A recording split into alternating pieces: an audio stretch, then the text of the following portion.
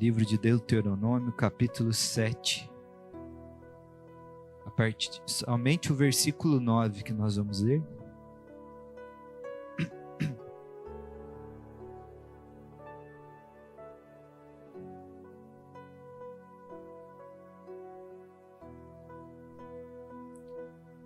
Deuteronômio, capítulo 7, versículo 9.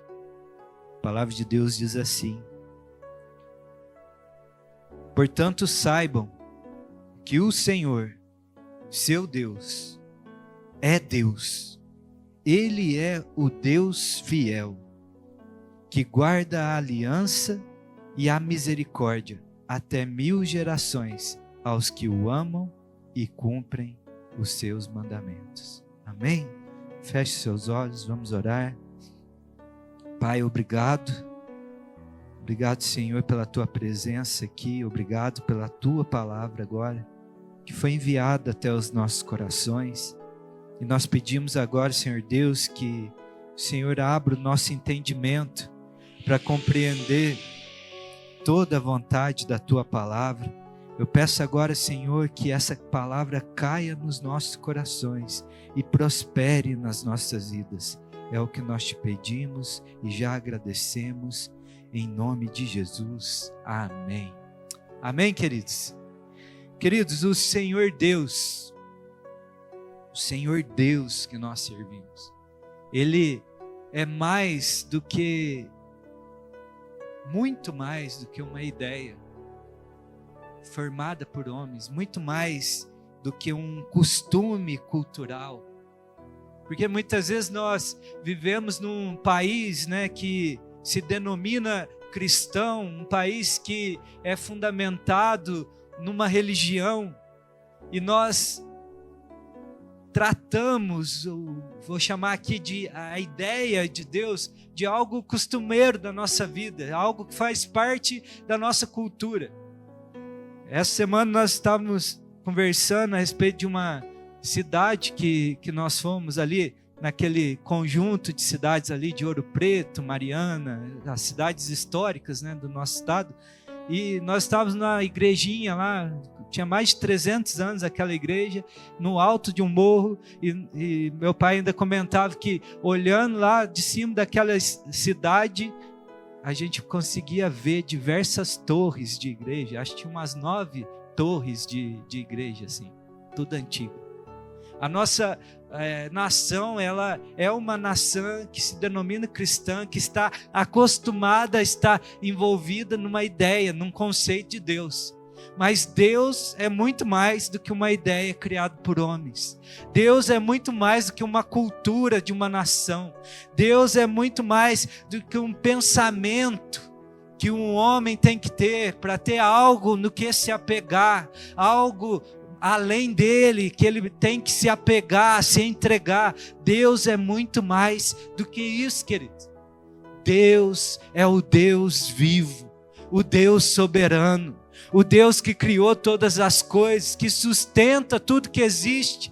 Nada veio a existir sem passar pela vontade e a ordem dele. Deus é o Deus vivo que reina nos céus. Sobre nós há um Deus vivo. Há um Deus vivo nos céus. Esse Deus vivo, soberano, Ele, na sua palavra, Ele vai se revelar de muitas formas. A sua palavra, ela revela o seu eterno propósito, O propósito de resgatar a humanidade para si novamente, a humanidade que se afastou dele. Mas essa palavra também vai revelar quem Ele é. E ela revela de muitas formas quem Deus é. Aqui nesse livro nós vamos encontrar a revelação desse Deus vivo e soberano. Aqui Ele deixa a manifestação de quem Ele é. E o mais interessante, o que nos cativa, o que nos atrai o coração, é que quando Ele vai se revelar, a revelação de Deus é uma resposta ao anseio do homem. A revelação de Deus é compatível a uma necessidade, há uma carência, há um anseio que toda a humanidade tem. Ele deixou aqui a revelação de como podemos conhecê-lo.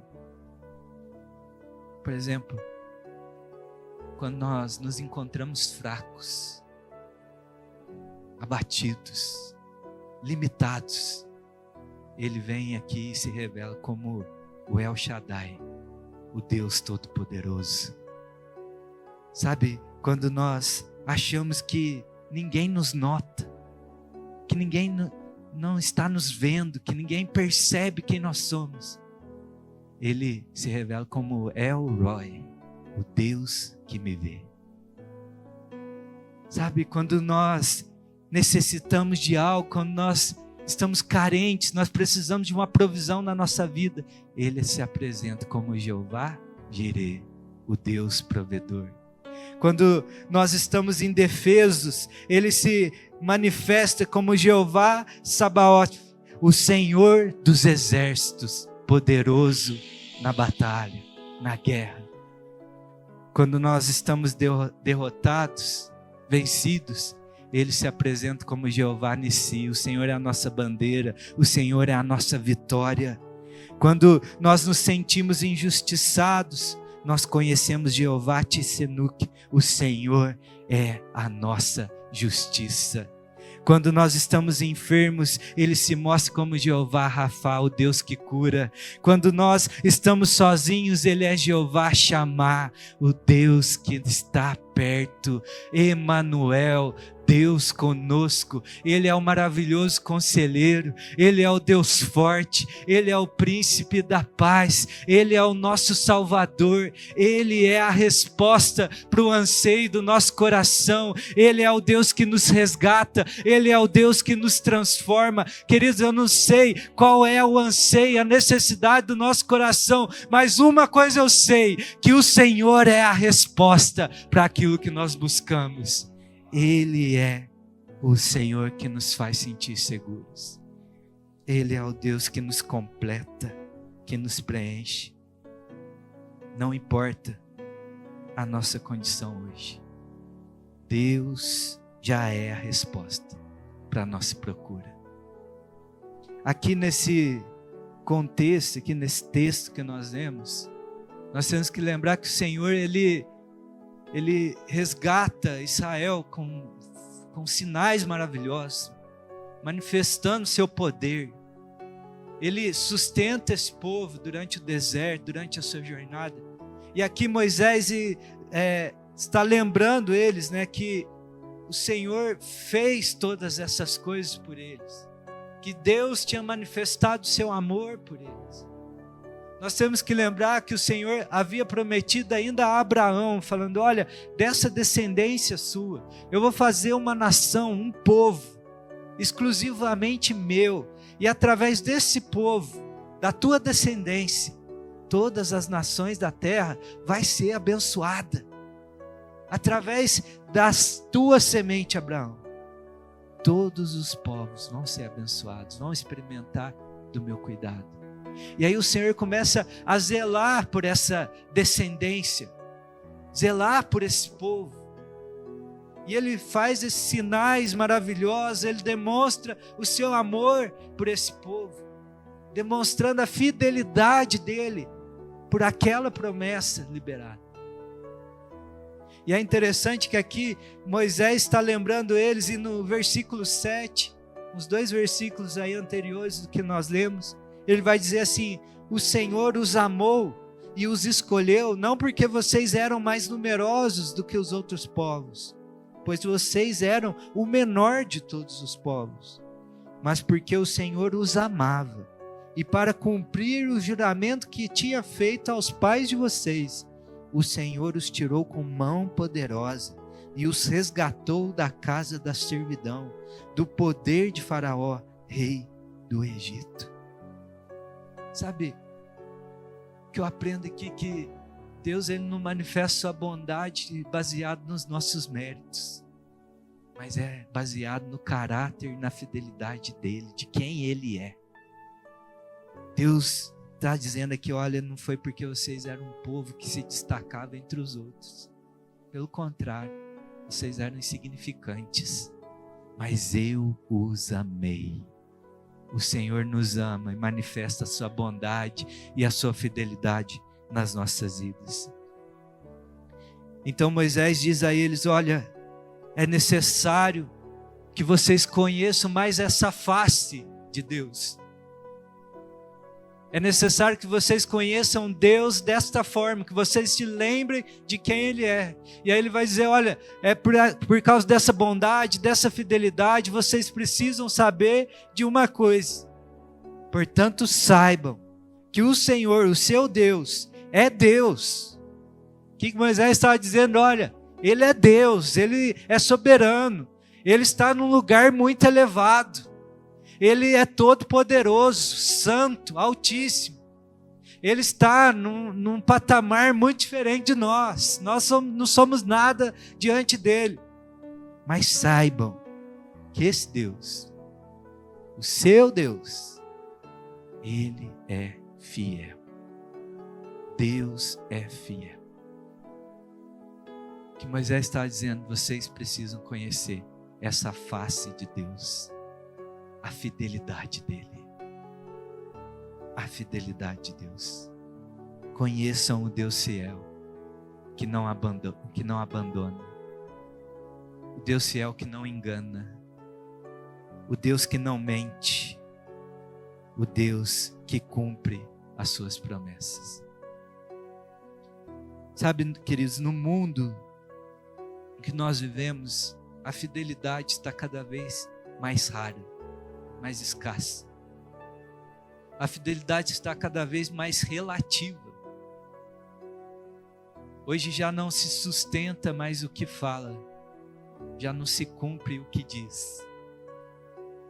Já está raro encontrar algo ou alguém que se possa confiar, de forma a dizer: há fidelidade nessa pessoa. Onde que nós podemos firmar a nossa vida? Onde que nós podemos confiar e não ser envergonhados? Quem realmente é digno de confiança? Quem realmente sustenta a sua palavra? Todos nós aqui temos a necessidade de ter algo confiável onde a gente pode firmar a nossa vida. Todos nós aqui temos a necessidade de ter alguém que é o nosso amparo, que é o nosso abrigo, que é o nosso sustento, o nosso socorro. E assim como Moisés estava dizendo ao povo de Israel ali: olha, saibam que o seu Deus, o Deus, é Deus fiel. O Senhor Deus hoje fala para mim e para você que está aqui nessa noite, que há uma necessidade que nós também saibamos que Ele é fiel. Assim como Moisés disse ao povo de Israel, o Senhor Deus diz para nós: saibam que o Senhor, o seu Deus, o Deus, é Deus fiel. Mas o que eu queria meditar com você aqui nessa noite é: o que significa essa declaração? O que significa essa palavra fiel, que está aí descrevendo uma nova face de Deus? O que ela nos revela a respeito do Senhor Deus que nós servimos? Essa palavra no original fiel é amã, e ela traz diversos significados. E eu queria meditar com você o que ela nos ensina a respeito desse Deus que está dizendo: olha, saiba que eu sou fiel. E a primeira coisa que eu aprendo a respeito dessa palavra é que um dos significados dela, ela também era usada para descrever algo que estava apoiado. Era quando eu queria dizer apoiar. Era descrever pilares, suportes de porta, ser estável, permanecer firme. Tudo isso nessa palavra. E aí o que eu aprendo é que Deus, por mais óbvio que pareça o que eu vou dizer agora, Deus realmente é o único lugar onde nós podemos nos apoiar a nossa vida. Ele é realmente onde nós podemos apoiar a nossa vida. Ele é um sólido fundamento, querido. Ele é um fundamento que não se abala com as circunstâncias. Ele é estável. Ele é sólido, firme. Ele é a nossa pedra angular que sustenta toda a casa. Lá em Atos 4:11 vai dizer: esse Jesus é a pedra que vocês, os construtores, Pedro estava dizendo aqui ao Sinédrio, esse Jesus é a pedra que vocês, os construtores, rejeitaram, mas ele veio a ser a pedra angular. E não há salvação em nenhum outro, porque debaixo do céu não existe nenhum outro nome dado entre os homens, pelo qual importa que sejamos salvos. Efésios 2:20, o apóstolo Paulo vai dizer: edificados sobre o fundamento dos apóstolos e profetas, sendo ele mesmo, Cristo Jesus, a pedra angular. Essa pedra angular aqui, você já deve ter visto naquelas construções antigas, havia um arco de pedra, assim, um portal aberto, as pedras todas encurvadas assim, e a gente fica lá parado olhando, como é que pode tudo isso parar sem desabar? Porque em cima tem todo um peso. Como que aquelas pedras formam aquele arco? E os construtores, quando estavam lá edificando esse arco, no começo dele eles têm que estar todos escorados, com escoras de madeira, apoiados, para ir sustentando, ganhando aquela forma curva. E na finalização daquele arco havia uma pedra talhada especialmente, que tinha aquele molde. E na hora que ela era colocada lá no topo, a última pedra, e ela era encaixada, todas as escórias podiam ser removidas, porque aquela pedra se chamava a pedra angular, e ela sustentava toda a edificação. Remove aquela pedra e tudo desaba. É isso que eles estavam dizendo. Cristo é a pedra angular que sustenta tudo. Ele é esse apoio que não deixa a nossa vida desabar. Esse é apoio que sustenta a nossa história, sustenta toda a humanidade, querido. Por isso que ele está dizendo aqui, Deus é fiel, Ele é o nosso apoio. Ele é o pilar que sustenta a nossa história. Ele é aquele que nos mantém de pé. O Senhor, Ele não tem variação de caráter. Ele é bom, Ele é justo, Ele é verdadeiro. Sua palavra permanece através do tempo. Ele é algo sólido que nós podemos confiar, amém? Mas eu aprendo mais com essa palavra. A segunda coisa que eu aprendo é que essa palavra também, ela além de fiel, ela era usada também para confirmar. Algo confirmado. Algo que era certificado. Essa palavra também queria dizer isso. Algo certificado, confirmado. Lá no Salmo 90, no versículo 2, vai dizer o seguinte: antes que os montes nascessem, tu formaste a terra e o mundo, de eternidade a eternidade, tu és Deus. Queridos, o que eu quero dizer com esse salmo é que antes de existir qualquer coisa, antes de Deus criar tudo que existe, Ele já é Deus. De eternidade em eternidade, Ele é Deus. A existência, a sabedoria, o poder transcende o tempo como nós conhecemos. Deus está acima de tudo isso. Ele criou e conhece todas as coisas.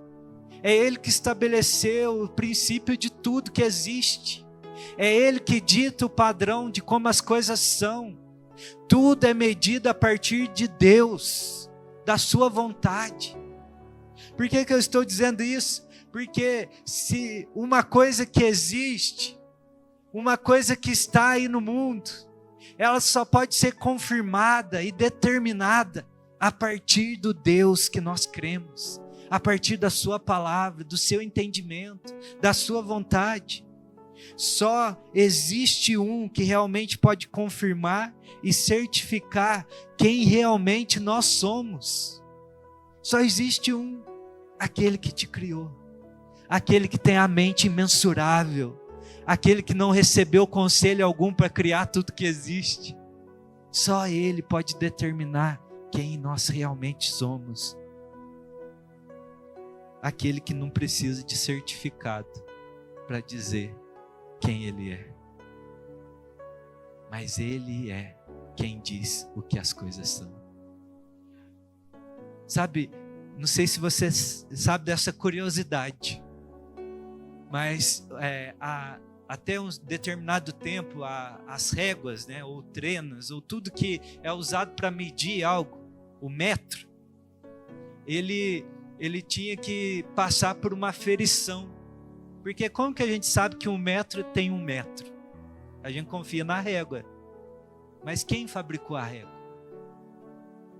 E lá na França existe um lugar onde existe uma régua de 1 metro, feita de um material especial, lá um metal, 2 misturas de metal, que eu não vou lembrar agora. E esse material, com a medida exata de 1 metro, é mantido sobre uma temperatura de 0 graus, constante, sem variação alguma. E aí todas as réguas que existem, elas foram fabricadas a partir daquele padrão, daquele instrumento que está lá guardado na França.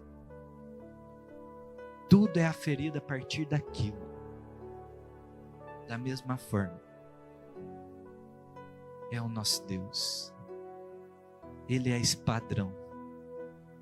Ele é essa medida exata, que não tem variação, que está sempre constante na mesma medida. E tudo é aferido a partir dele. Sabe o que determina a tua vida, querido? O que determina quem você é aquilo que passa por Deus, é o que Ele diz ao teu respeito, é a aferição da vontade dEle, do padrão dEle, querido. Por isso que nós estamos dizendo que Ele é quem confirma todas as coisas. Deus é esse padrão que não sofre variação. A verdadeira identidade, querido, está contida na paternidade de Deus. É quando nós somos reconciliados com Deus Pai, quando nós temos paz com Deus, nós somos transformados numa nova criatura, e a partir dali nós passamos a ser quem Deus nos criou para ser. Nós recebemos uma identidade de Deus, confirmada no nosso espírito, pelo Espírito de Deus. E aí aquela voz que ressoou sobre Cristo Jesus, aparentemente parece ressoar dentro do nosso coração, dizendo: olha, você é o meu filho, você é minha filha amada, em quem eu tenho prazer. Parece que essa verdade é gravada, confirmada, testificada dentro de nós, e nada muda esse fato. Essa identidade, essa confirmação, esse certificado é o que determina quem nós realmente somos. É através de Deus, essa identidade que Ele nos dá.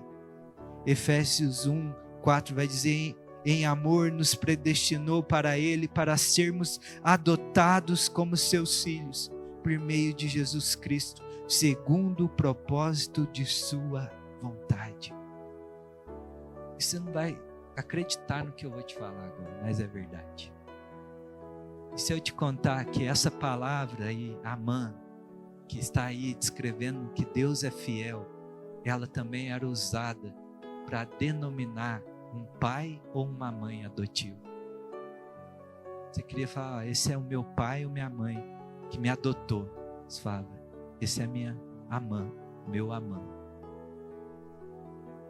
O que eu estou querendo dizer, queridos, é que essa adoção de Deus, nos incluindo na sua família, nos chamando de seus filhos, demonstra a sua fidelidade e o seu amor por nós.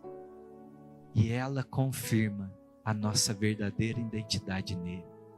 Porque todos quanto o receberam, deu-lhes o poder de serem chamados filhos de Deus.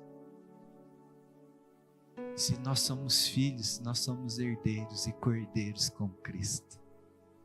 É isso que determina a nossa essência. Amém? Somente quem tem convicção de quem é, pode viver em liberdade. Quando essa convicção marca a nossa vida, nós somos livres para viver os propósitos de Deus. Eu gosto muito daquele texto lá da ceia, lá em João 13:3, onde quando o Senhor Jesus vai lavar ali os pés dos discípulos, e João descreve aquele momento com uma informação ali muito importante para nós, que diz essa verdade, que quem sabe quem é, está livre para viver os propósitos de Deus. Porque João vai dizer lá em João 13:3, Jesus, sabendo quem era, que tinha vindo do Pai, ia voltar para ele, sabendo quem era, tomou uma toalha, pegou a bacia e passou a lavar os pés dos seus discípulos. Quando nós sabemos quem nós somos livres para viver o propósito de Deus. Nós já não estamos apegados, amarrados a padrões humanos, a pensamentos, opiniões alheias, mas nós estamos convictos de quem nós somos em Deus, sabendo quem era, de onde vinha e para onde ia voltar. Ele estava livre para servir e para amar. Até rimou aí para ver. Muitas palavras, queridos, podem ter sido lançadas sobre vocês. Circunstâncias podem ter deformado a tua mentalidade, a identidade que você acha que carrega.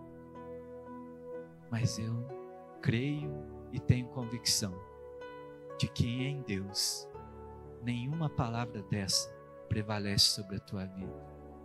Nenhuma circunstância é maior do que o amor e a identidade que Deus quer te dar. Mas não para por aí. Essa palavra fiel, ela também vai me ensinar que ela também era usada para descrever manter, ser carregado, nutrir, firmado. Lá em Hebreus 1:3, esse texto vai dizer que todas as coisas são sustentadas pelo poder da palavra de Deus. Todas as coisas são sustentadas, são mantidas, são nutridas, são amparadas pelo poder de Deus. Tudo o que existe, querido, é sustentado pelo próprio Deus. Lá em Salmo 95:3 vai dizer: porque o Senhor é o Deus supremo e o grande Rei acima de todos os deuses. Nas suas mãos estão as profundezas da terra e as alturas dos montes lhe pertencem. Dele é o mar, pois ele o fez, obra de suas mãos, os continentes. Tudo está na mão de Deus. Ele tem poder para criar e manter tudo. Ele não abandona nada à deriva, queridos, mas tudo está nas palmas das suas mãos, sendo sustentado por ele. Essa palavra aí fiel, esse manter aí, esse carregado, também era usada para descrever quando alguém era carregado por uma enfermeira.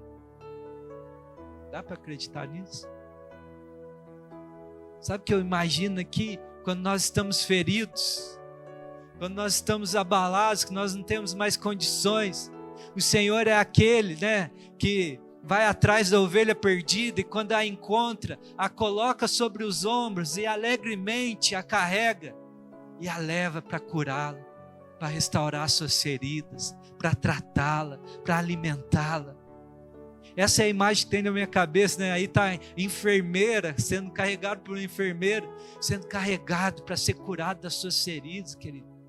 Daquilo que a vida te maltratou, daquilo que a vida fez na tua história.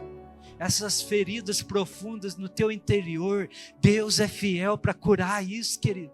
para te libertar, para restaurar isso na tua vida, para te dar liberdade, para devolver as tuas forças. Lá no Salmo 147, versículo 3 diz: Ele sara os que têm o coração quebrantado e trata das feridas deles. Isaías 41:10 diz: Não tema, porque eu estou com você. Não fique com medo, porque eu sou o seu Deus. Eu lhe dou forças. Sim, eu o ajudo. Sim, eu o seguro com a mão direita da minha justiça. Sabe, querido, essa palavra também diz firmado. Firmado por Deus. E aí lá no Salmo 37, 23 vai dizer: o Senhor firma os passos do homem bom e se agrada do seu caminho. Se cair, não ficará prostrado, porque o Senhor o segura pela mão. Glória a Deus por isso. E as palavras também, como eu disse, quer dizer nutrir. Nutrir, ser nutrido por Deus. E aí lá em Jeremias 17:7 vai dizer: bendito é aquele que confia no Senhor e cuja esperança é o Senhor, porque ele é como a árvore plantada junto às águas, que estende as raízes para o ribeiro e não receia quando vem o calor, porque as suas folhas permanecem verdes e no ano da seca não se perturba, nem deixa de dar fruto. As nossas raízes já estão sendo alimentadas, nutridas pela fonte da água da vida, pelo rio que corre do trono de Deus, queridos. Nós não vamos ser abalados. Pode estar o calor ao nosso redor, mas nós sabemos onde as nossas raízes estão tocadas, nos sendo nutridas pelo favor e o amor de Deus. Glória a Deus. É Ele quem te mantém, é Ele quem te firma, é Ele quem te nutre. Deus é fiel. E se eu te falar que ainda não acabou, que ainda tem mais nessa palavra? Por isso que ela foi usada para descrever quem nosso Deus é, porque ela é muito ampla. E ela também era usada para descrever algo que é duradouro, algo que é estável, seguro, verificado, confiável. É ter certeza, é acreditar. Tudo isso está contido nessa palavra, querido. Além do fiel, que a gente não pode esquecer. Mas eu vou deixar agora a palavra de Deus falar ao teu coração. E aí quando diz aqui que ele é duradouro, lá em Malaquias 3:6 vai dizer: porque eu, o Senhor, não mudo. Por isso vocês, filhos de Jacó, não foram destruídos. Desde os dias dos seus pais, vocês se afastaram dos meus estatutos e não os guardaram. Voltem para mim e eu voltarei para vocês. Quando diz que ele é estável, lá em Tiago 1,17 diz: toda boa dádiva e todo bom perfeito vem lá do alto, descendo do Pai das luzes, em quem não pode existir variação ou sombra de mudança. Quando diz que ele é seguro e verificado, lá em Josué 21:45 diz: nenhuma promessa falhou de todas as boas palavras que o Senhor havia falado à casa de Israel. Tudo se cumpriu. Glória a Deus. Quando diz que ele é confiável, lá em Números 23:19 diz: Deus não é homem para que minta, nem filho do homem para que mude de ideia. Será que tendo ele prometido não o fará? Ou tendo falado, não o cumprirá? Quando diz para nós termos certeza, lá em Mateus 24:35 diz: passará o céu e a terra, porém as minhas palavras não passarão. Quando diz para nós acreditarmos, lá em Hebreus 10:23 diz: guardemos firme a confissão da nossa esperança, sem vacilar, pois quem fez a promessa é fiel. Deus prometeu, queridos, Ele vai cumprir. Deus cumpre aquilo que fala. Deus não muda. Deus é estável. Deus não se altera conforme as circunstâncias. Ele continua no seu alto lugar, governando todas as coisas. Um dia ele prometeu que do descendente da mulher viria alguém que mudaria todas as coisas, que restauraria todas as coisas segundo a sua própria vontade. E Cristo Jesus, descendente de Abraão, da raiz de Davi, veio nessa terra, caminhou entre nós, foi fiel até a morte de cruz, para nos dar uma nova vida nele. Deus é fiel para cumprir aquilo que prometeu. Esse Jesus, o Cristo, subiu aos céus e disse: da mesma forma que vocês me veem subir, eu vou voltar. Vou enxugar dos seus olhos toda a lágrima. Não haverá mais morte, lamento ou dor. Somente vida e vida em abundância no meu reino, que é paz, justiça e alegria no Espírito Santo. Se até hoje nenhuma das suas promessas falhou, essa também, com toda a convicção no meu coração, eu creio que ela não vai falhar. Ele vai voltar. Deus é fiel. Deus é fiel. O nosso papel hoje é nos entregar de todo o coração a esse Deus que é fiel, que demonstra essa fidelidade não por conta dos nossos méritos, não por conta da nossa capacidade ou performance, mas é porque, como ele disse ao povo de Israel, é porque eu os amei e vou cumprir a minha promessa. Ele é fiel, amém? Portanto, saibam que o Senhor seu Deus é Deus, e Ele é o Deus fiel, que guarda a aliança e a misericórdia até 1000 gerações aos que o amam e cumprem os seus mandamentos. Ele guarda toda a sua promessa e tem renovado de geração após geração. Confia nesse Deus, querido. E hoje é a noite de nós dizermos: Senhor, obrigado, porque a tua fidelidade me diz tantas coisas. A tua fidelidade ensina que o meu coração pode se firmar num sólido lugar. Obrigado, Senhor, porque hoje eu sei que há um Deus vivo e fiel, que não desvia os seus olhos de mim, e por isso eu escolho permanecer confiando na tua fidelidade. E como é naquele salmo, no Salmo 18, nós abrimos esse culto para com o fiel, mostra-te fiel. Nosso papel hoje é corresponder à fidelidade de Deus. Dizer: Senhor, eu vou te amar, guardando teus mandamentos, obedecendo a tua vontade, me demonstrando fiel, não para conquistar um favor, mas é porque eu já reconheço que o Senhor é fiel sobre a minha vida. Amém?